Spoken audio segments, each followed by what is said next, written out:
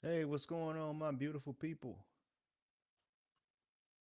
Okay, before I get into this today, if you guys are just coming in, I just want to address real quickly because I know what people are going to say. They're going to say, "You wasted 3 minutes, 4 minutes of my life." If you're coming in, this is a live stream, all right? If you're watching this on replay, understand that this is a live stream. So I don't want to waste any of your time, any of your precious life. But this is a live stream, and I have some things to say today. I want to talk a little bit about why the dismissive avoidant likes to stay friends, what it is, the benefits for them, and the things that you will be sacrificing if you do agree to this friendship. Why they usually suggest friendship is because they use it to ease that guilt. First off, to ease that guilt or maintain emotional control after pulling away from you, and we'll get into this later on as to why you should really think twice about maintaining that friendship because I've seen this blow up in people's faces more recently, actually. It also helps them to avoid full emotional loss without committing to repair or intimacy of the relationship. I was just coaching someone that I've been coaching her for a long time, long, long, long time. And if you can hear me, give me a thumbs up. Thank you if you'll do that. Actually, I don't know if I want to share her story. I'm not going to share her story, but I can tell you that it is along the lines of someone use the relationship to stay friends for as long as possible until they found someone else. And then that friendship is no longer a priority to them. You can hear me good. And that sucks. That really hurts because they call it relationship equity.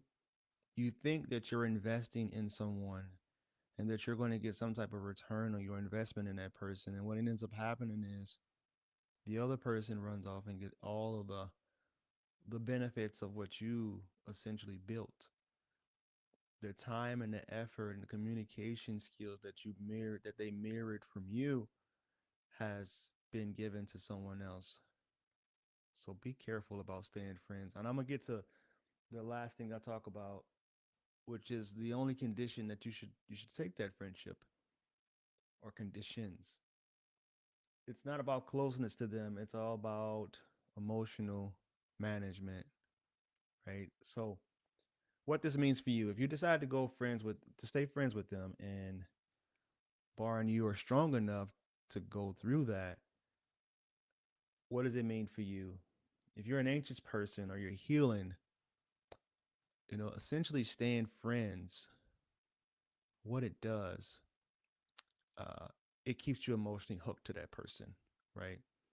Because you'll keep hoping, you'll keep analyzing every text message that they send you, and you stay stuck in the same dynamic just without the title. So I've seen this happen many times. And I'm going to tell you some of the things I've made, the mistakes I made as a coach. I have been duped along with some of my clients thinking that this relationship was going to progress and go to the next level, and it didn't pan out. And I'm often baffled too. Like they had me duped too. I had no clue because they were doing just enough to keep you hopeful, to appease you, to manage that relationship. And as I'm here helping you navigate these things, I have to keep telling you, this might just be your anxious side. I'm seeing what you're seeing, but let's just play this out. Let's just see where this goes because they're doing just enough to give you what you need. And at the time, you know, it was like usually when someone gets stuck in a relationship like that, I'm not saying this is everyone, right? So don't I'm not trying to lump everyone in the same bucket. They have this scarcity mindset, or they might have come out of some dynamic that was way worse than the current relationship that they're in, or the dynamic that they're in, or situationship that they're in, and they struggle. Summary, I'm here getting stuck. Hey guys, Give me a thumbs up if you can hear me. They have this scarcity mindset, thinking that you know this person that I'm with. I hear a lot about soulmates. Oh, this is my soulmate, and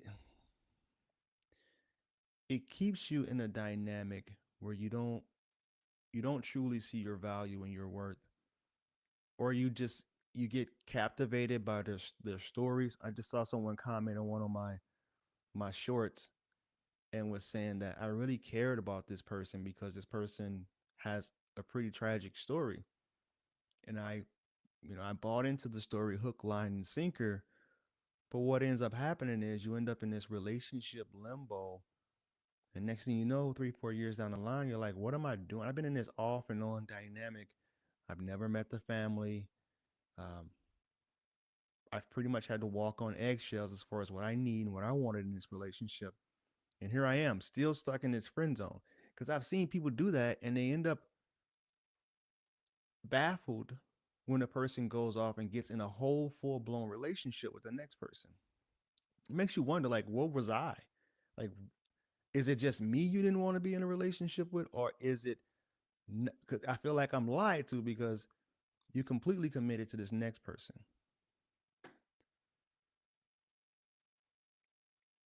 Susan, hey, it's good to see you. Keep talking closer to the microphone. So closer to the microphone helps out. Thanks. I don't want to get to the point where I'm like eating the microphone, right? All right, so it keeps you stuck. You keep analyzing, you keep wondering if I'm going to be the person that's going to like change this person's life and they're going to commit to me forever. Here's what I say should happen, because if you commit to that friendship too soon,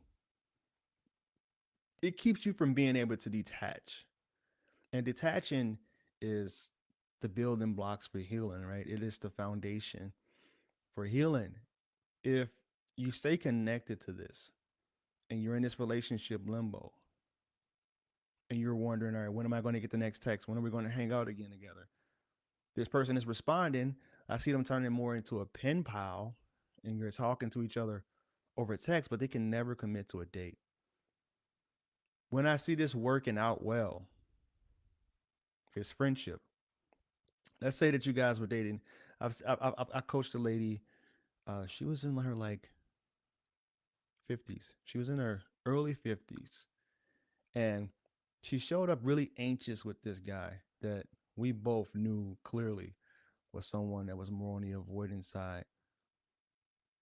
And what she did during that relationship was she reset. She reached out to me. We worked together for a long time, and she was able to let him just have his pool nights where he just played pool, do his different things, and she was centered.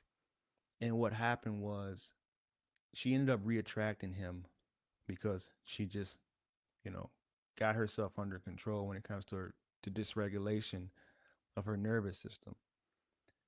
That can only happen when you remain friends and move to that next level when you've both done the work and you no longer feel triggered or you no longer feel hopeful about some type of reconciliation. It has to be their decision. When it comes to an avoidant, they're not going to be pressured into being into a relationship with you. So it has to be something that they say, you know what? I gave this silence thing a chance. I gave this no contact thing a chance and I didn't like it. It kind of sucked. So yeah, I think I want to give this thing another try. So you won't know that when you first go into no contact and when you first say, you know what, I need to lay out my boundaries. This is clearly not what I'm looking for. You won't know that they're gonna get that triggered inside of them.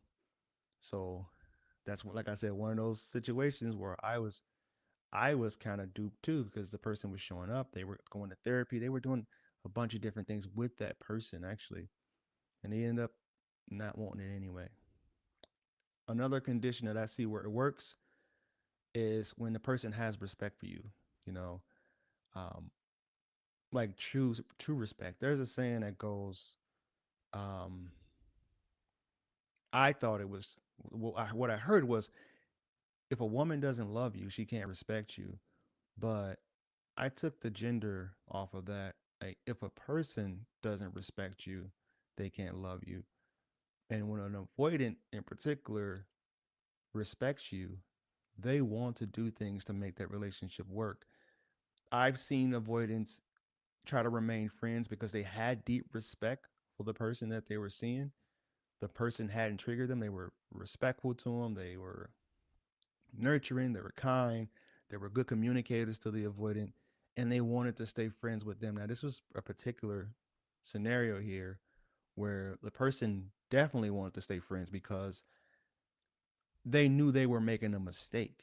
They knew that um, what I'm doing right now is purely out of fear, and I want to be able to. And this was a scenario where the person wasn't running around, wasn't seeing multiple people. They were just genuinely scared about not being able to show up the way that the person wanted them to. So they ended up, accepting that friendship. I'm not quite sure what happened with their relationship, but she did tell me that they were back in communication, and he was kind of committing to, like, because he respected her, and he said that multiple times. He just really respects me. That has to be someone that's not volatile. You have to be someone that's not volatile in that relationship, right? And usually, what happens, time has to pass, and the connection has to be redefined into something different. Whenever someone comes back, I'm like, okay, what's the repair plan? We have to have a plan for addressing what the elephants were in that previous relationship. It's a different chapter. Those characters have died off in that chapter. We need to reform new characters. We need to recast this thing in order for it to be something different. And if you don't do that, you are setting yourself up for getting right back in the same exact dynamic than you have before. And what needs to happen before that is, first, I know this sounds, if you're anxious, if you're someone who's fearful, if you feel like you have some type of abandonment wound or rejection wound, this is going to be hard for you. But the first thing you need to do is take space, right? I mean, real space, not, I call this the self discovery rule. You need to apply the self discovery rule, and none of this have no contact, have self discovery. I'm talking full on discover self discovery. You need to, like, not check their social media. You need to not text them. You need to not talk to their friends, not talk to their family. Really dive deep into who you are. Just they call it what, monk mode. Go full monk mode and figure out who you are, what makes you tick, why you are the way that you are, and why you do the things and make the choices that you make. Because when you do that, I'm not gonna lie to you, most of the time I see that they don't even want that relationship back again. When you level up to a degree where you feel like, all right, I know my worth. I know what I have to bring to a relationship. These are the things I'm looking for. I'm looking for healthy communication. I'm looking for someone who can meet my needs, someone who appreciates the things that I do for them. When you get into those really unhealthy dynamics, you're going to be looking like, I don't want someone who gaslights me. I don't want someone who's a poor communicator or immature or poor with their finances. It's interesting when you go into that monk mode because you come out with the self discovery mode. You come out with this new renewed vision on what a healthy relationship looks like. But I can tell you that the only time that really happens is when you take that time to really understand who you are, like, on a micro level. You can take the time to rebuild your sense of self. I'm reading this now. Now I'm reading, all right? Rebuild your sense of self before even considering that friendship. Usually, when people take friendship, I'm not gonna lie, when it comes to men, they will accept their friendship all day long because they feel like they can work themselves out of that, or they can, I say go no contact. You have to go no contact in this scenario. Well, how are they? This is the question they ask. How is she gonna know that I've changed? Well, I could tell you that she's not gonna believe that you changed within a couple weeks or within a couple months. Sometimes a couple months. Sometimes a year. Depends on how far that person got pushed away, or how unsafe they felt at the end of their relationship. When I say unsafe, I meant emotionally unsafe. Unsafe. They feel like they wasn't being heard, they wasn't being understood, and all the other things that lead to breakups, right?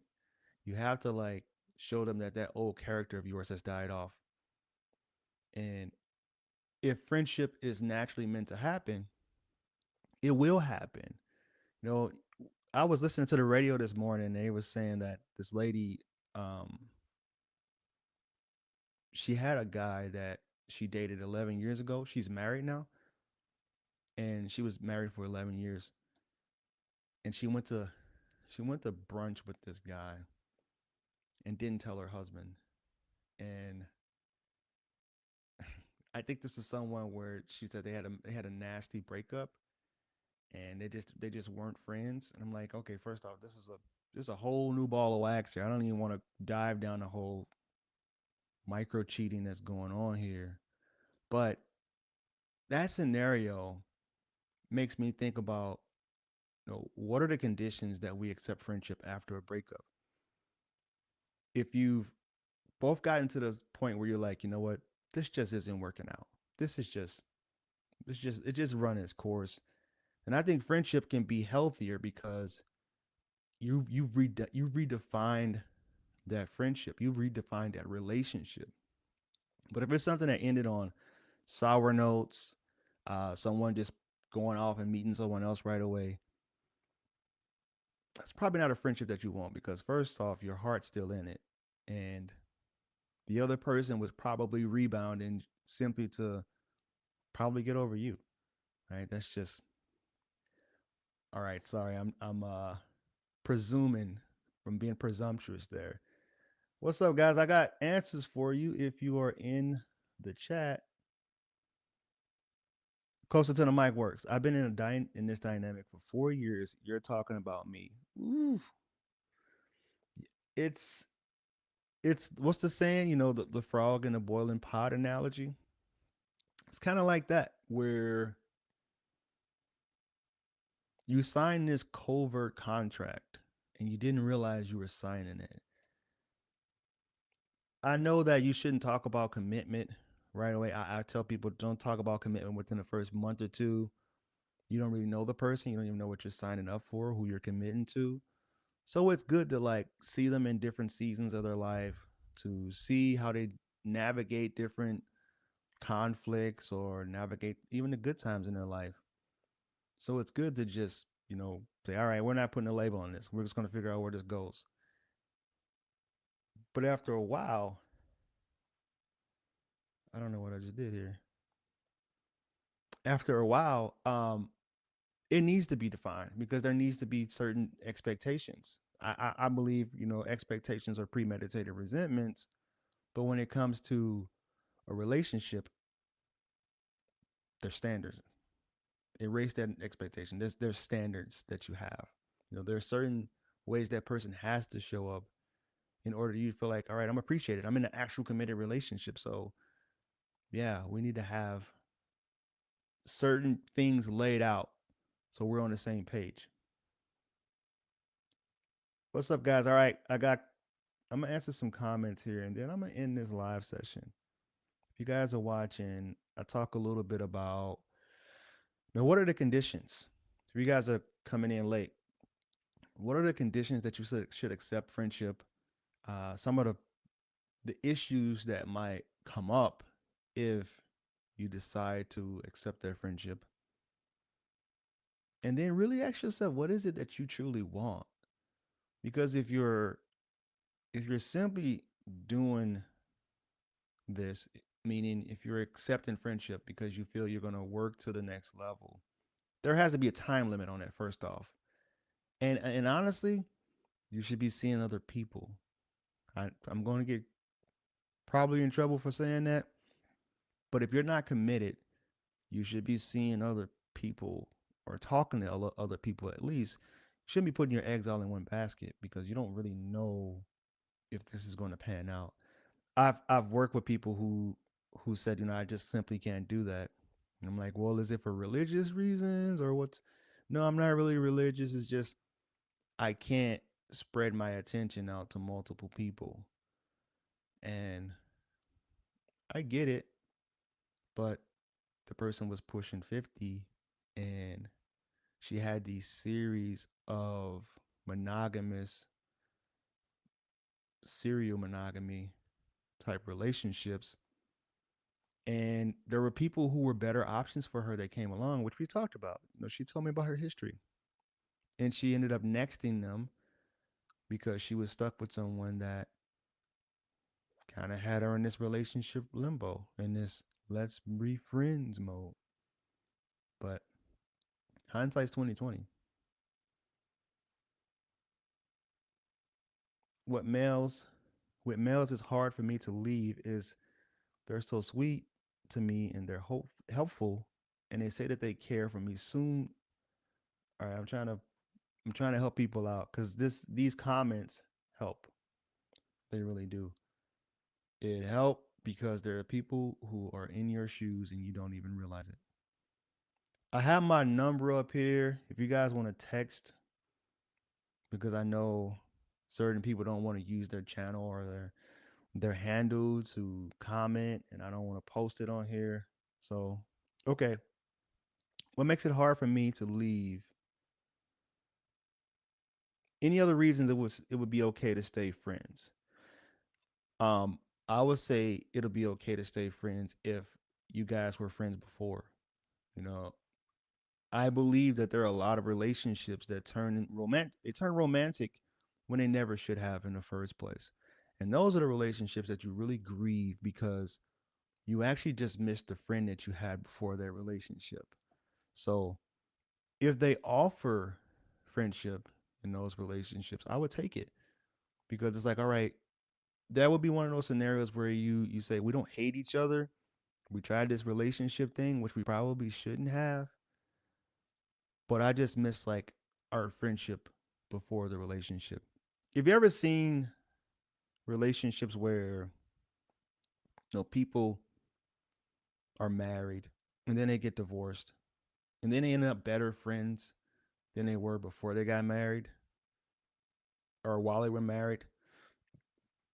Some of those type of dynamics where you were like, all right, I met this person in high school, had a crush on me, and we started dating in college. We were actually really good friends. When we dated, we couldn't get along. We argued a lot. But then after that, we broke up, and then we ended up being friends again. And I was watching the show, and they were saying how it's like inappropriate to have friends like of the opposite sex. And one guy found out that his girlfriend was good friends with someone that she had briefly dated before, and he was really insecure about that. And she's like, it just, we were young and we were just friends. We were friends before, and we tried to give it a go, and it didn't work out. A lot of men, or I guess a lot of women too, would be insecure about that. Like, if you dated this person before, then technically they're an ex, and technically you shouldn't have any contact with your ex. Now, this is a topic for a whole another day, but I'm curious to know what people think about that. If you feel that there's no going back, if you feel that it's not appropriate. Not like the woman who didn't tell her husband that she went to brunch with this guy that she dated before. Now, that is micro cheating. But if it's one of those cases where the person you had dated, you realize, all right, we were good friends before this, and there's absolutely no romantic feelings left. Like, I don't care what conditions happen. Like, I'm never going back to that person. I say that's okay. But answering your question, is there a scenario? Yeah. If you were friends before and you missed that friendship, but not if you're trying to get that person back. Not if you still have romantic feelings for them. Then no. All right, guys, I'm out of here. Good to see you. Thank you for coming to the live stream. Peace.